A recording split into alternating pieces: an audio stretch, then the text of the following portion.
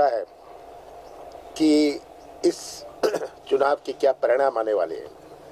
10 तारीख की इतनी चिंता और इतना डर लग रहा है, 10 तारीख जो जिस दिन गिनती होगी, कि वे फिर से बाजार में चल पड़े हैं कि जो मिल जाए उसे खरीद लो।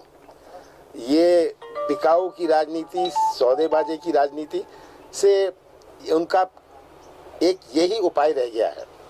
और वो जानते हैं कि जनता, मध्य प्रदेश की जनता सरल स्वभाव की है, सीधी सादी है, पर बहुत समझदार है।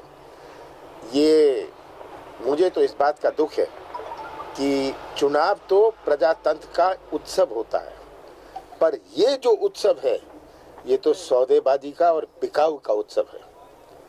और मुझे कई विधायकों के फ़ोन आए हैं कि वह बीजेपी उनको फ़ोन कर रही है, इतना ऑफ़र दे रही है। उन्होंने खुद मुझे कहा है कि हमें इतना ऑफ़र मिला है, ये मुझे ऑफ़र दे रही है। मैंने स्पष्ट कहा है कि मार्च में मैंने सौदेबाजी की राजनीति से इनकार कर दिया था। सौदेबाजी की राजनीति मैं भी कर सकता था मार्च में, पर मैंने कहा था मैं मध्य प्रदेश में इस प्रकार की राजनीति को प्रवेश नहीं होने दूंगा, मध्य प्रदेश को मैं कलंकित नहीं होने दूंगा। और यह मैं आज कह रहा हूं कि मैं सौदेबाजी की राजनीति नहीं करूंगा। जितना बीजेपी बाजार में घूमे, विधायकों को फ़ोन करे, उनको तरह तरह का प्रलोभन दे, क्या आवश्यकता है? 10 तारीख तक इंतजार करें, जनता तो तय करेगी, वो सबको स्वीकार होगा। तो इस बात से मुझे बड़ा दुख है और मध्य प्रदेश पूरे देश भर में इससे कलंकित हो रहा है कि सब समझ रहे हैं। जब एक साधारण गांव का व्यक्ति समझ रहा है कि किस प्रकार से और किस कारण से ये चुनाव हो रहा है, तो क्या देश की जनता नहीं समझती? हमारा चुनाव केवल भारतीय जनता पार्टी से नहीं है। पुलिस प्रशासन जो उनकी मदद कर रही है, जो और एडमिनिस्ट्रेशन है, जो अफसर वर्ग उनकी मदद कर रहे हैं। मैंने इलेक्शन कमीशन को पत्र लिखा है, आज पत्र लिखा है कि ये निष्पक्ष चुनाव होना चाहिए। ये छोटे छोटे शासकीय कर्मचारियों पर दबाव डाल रहे हैं, तुम जाके ये करो। और 10 तारीख के बाद सब अधिकारी और पुलिस कर्मचारियों को याद रखना चाहिए कि 10 के बाद 11 तारीख भी आएगी। सर, क्या आपने कहा कि विधायक तरीके से क्या कांग्रेस अपने उन विधायकों को प्रेस के सामने लाएगी कि किस तरीके के ऑफर? देखिए, ये राजनीति में मैं नहीं बढ़ना चाहता कि ये कर रही है, मैं इससे दूर हूँ, क्योंकि हमें मध्य प्रदेश को एक उदाहरण बनाना चाहिए कि कांग्रेस मध्य प्रदेश में इस प्रकार की राजनीति नहीं करती। ये फोन कर रहे हैं, आवश्यक है फोन कर रहे हैं, तो खुद ही कह रहे हैं 2-3 और आ रहे हैं, तो क्या बिना फोन के आ रहे हैं, बिना सौदे के आ रहे हैं? 7 महीने तो इनकी सरकार रही है, तो कितना ऑफर आ रहा है सर? कितने अब ये छोड़िए कितना ऑफर आ रहा है, उनसे पूछिएगा। आपको नहीं लगता इस तरीके से विधायकों के जाने से कार्यकर्ताओं में थोड़ी हताशा होती है? कार्यकर्ता, जनता समझ रही है।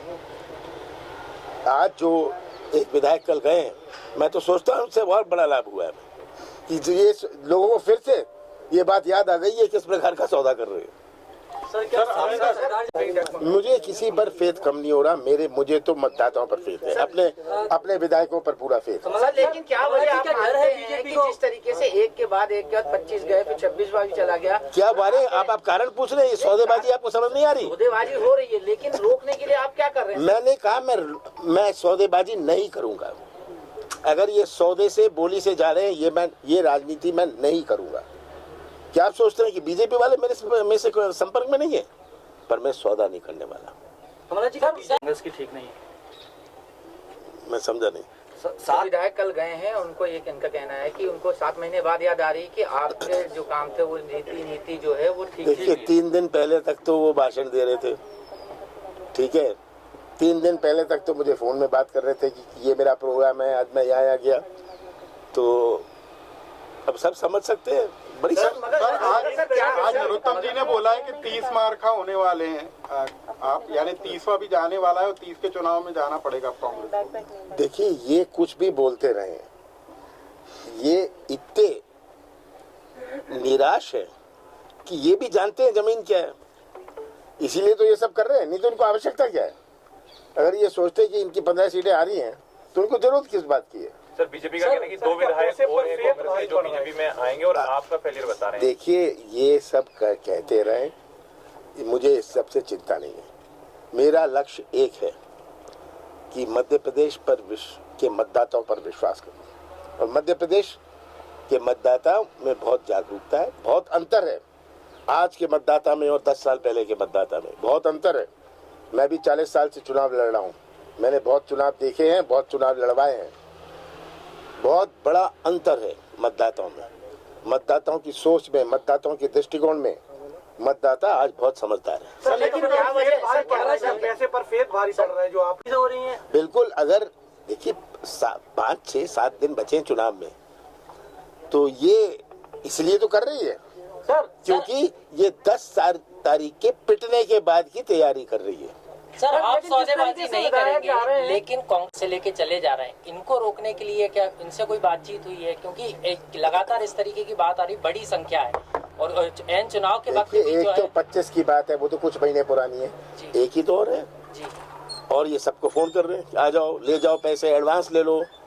हाँ, सर, लेकिन जिस तरीके से विधायक जा रहे हैं, सरकार में कैसे वापसी करेगी कांग्रेस? देखिए, इसकी चिंता मत करिए आप, उसकी चिंता मुझे करने दीजिए।